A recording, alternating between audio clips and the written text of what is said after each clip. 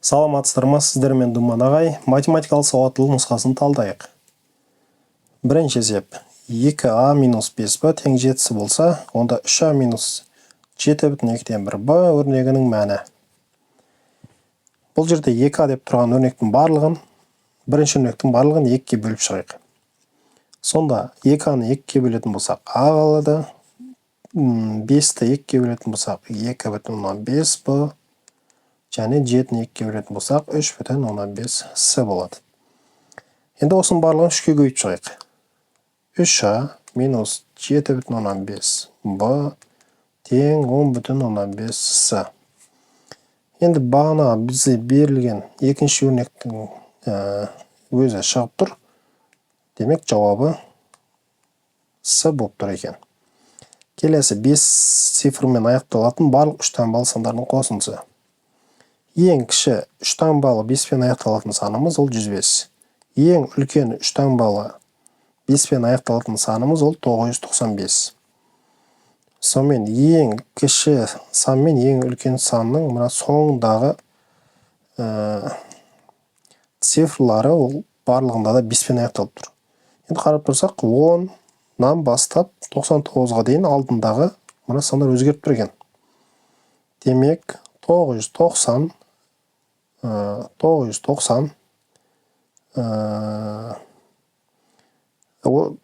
деген саннан 9 азып жазылайын, сонда 90 қалайын тұрген.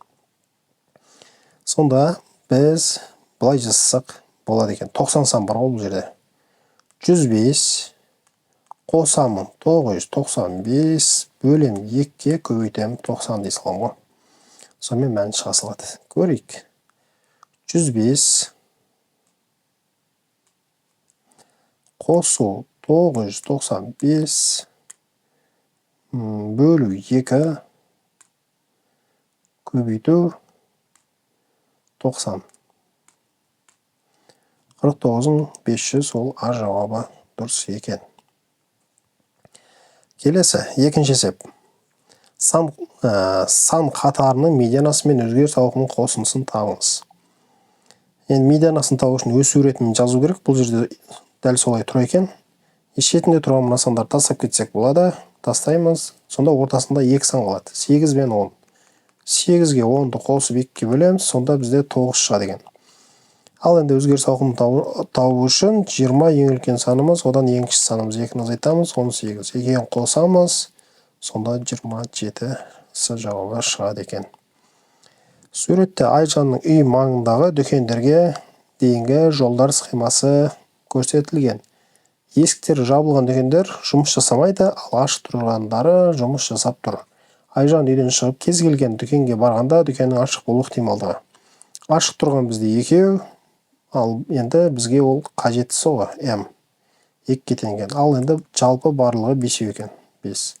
Сонда ықтималдықтың формуласы бойынша 2-ні 5-ге бөлеміз. Тең 0,4 Б жауабы дұрыс екен. Суретте 1 сантиметр өлшемдері түркөз сызылған шаршылар берілген боялған бөліктердің аудандары жалпы аудан қатынасын табыңыз. Енді жаңа жерде көрінбей қатты, мына жерде сызықтар бар. Бұлай өтіп отқан сызықтар бар негізінде. Ал енді боялған бөлікті тауып көрейік. Мына жерде өтіп отқан сызық бар, сонда мына жерде ауданымыз бізде 2-ге тең. Себебі мына 1 бүтіні бар, және мына жерде 2 жартысы бар. Ондайдан бізде 4, демек 4-ге көбейтеміз. Қосу. Енді мына жерден тағы жартылар бар екен, ортада. Жарты. 4 екен ондайдан. 4 жарты қосылған кезде бізде 2-ні береді. Одан кейін дәл ортасында 1 бар, 1-ді қосамыз. Сонда 11 болады екен. С. Келесі боялмаған табайық. Боялмағандарды санап көрейік. Мына жерде 1, 2, 3, 1, 2 деп санап, оны 4-ке көбейтсем болады екен ғой. Демек, 2-ні көбейтемін 4-ке қосу.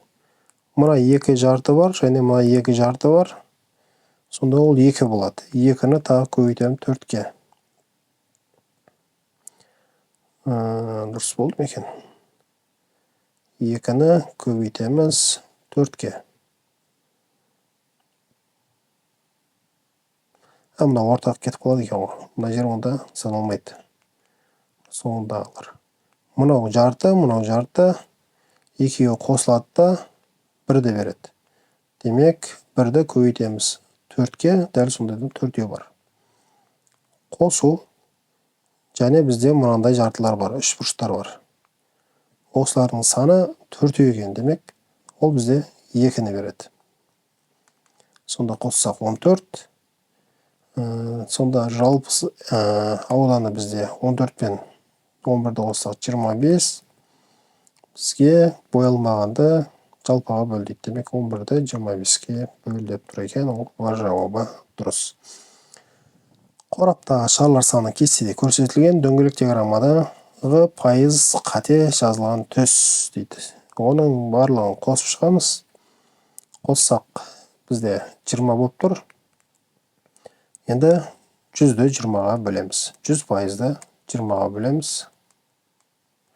Сонда 5%. Енді 5%-ды әрқайсына көбейтсек жауабын аламыз. Мысалы 6-ны көбейтеміз, ақ түске ол. Демек, ақ түс мынадан шығады екен. 5 жердегі 6-мыз 30. 30% шығу керек екен, мына жерде 40 деп жазылып тұр екен. Демек, қате бізге осы А жауабы болып шыға қалды. Келесі 5 фигураны 2 түрлі түспен бояу тәсілдерінің саны. Бұл енді қайталанатын орналастыру деп аталады. Бұның формуласы. Мына жерге 2 жазамыз, мына жаққа 5 жазамыз. Енді орындар не үшін бұлай жазылды дейтін болсаңыздар, қай нәрсе қайталанатын болса, соны астына жазасыздар. Мысалы, түсті қайталауға болады. Бір фигураны бояғаныңызды келесі фигураны да бояуға болады. Демек, түс қайталанып тұр. Демек, 2-ның 5 дәрежесі бізде ол 32-ді жауабы дұрыс екен. Өрнегі мен анықталатын тізбектің сәйкесінше А1, А3, А12 мүшелерін анықтаңыз. А1 тең болады. 1-ді қоя саламыз, 4 көбейтілген 1, азайту 3. Сонда 1 шығады екен. А3-ті тауып көрейік, 4 көбейтілген 3. Сонда азайту 1-іміз бар екен. 1 емес 3 екен. 4 жердегі 12, 12-ден 3 азайтсақ 9 екен. А12. 4 көбейтілген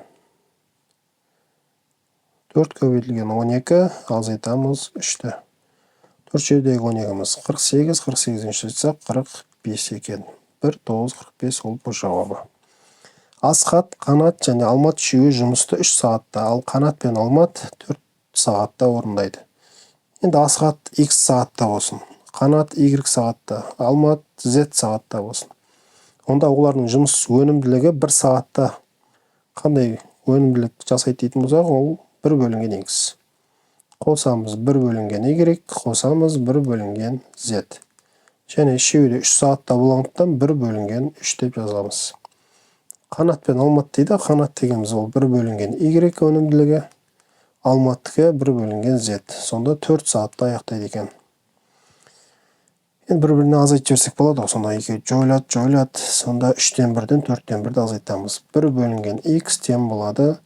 3-тен 1 азайтамыз. 4-тен 1.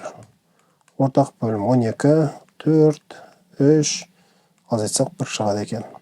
Сонда 1 бөлінген X-іміз ол 1 бөлінген 12 болып тұр. Демек, X дегеніміз 12. Ба жауабы дұрыс екен. Суретте қара үшке тең кубтардан құралған фигура берілген. Фигураның толық бетінің ауданы. Мұнан периметрін тауып бірінші 1, 2, 3, 4, 5, 6, 7, 8, 9, 10, 11, 12. 12. Ал енді әрқайсының аудандары 9 ғой. Демек, 12-ні 9-ға көбейте салайық. Қосамыз, ал енді бер жағындағы фигураның ауданын тауып көрейік. Бұл да дәл солай. 9, 9-дан 5-еу. Артында тағы 5-еу бар. Сонда 10-ды көбейтеміз. 10-ды көбейтеміз 9-ға. 12-ні 9-ға көбейтсек 108, 10-ды 9-ға көбейтсек 90. Демек, 198 болады екен ол жауабы. Нұсқа талдау аяқталды. Сау болыңыздар.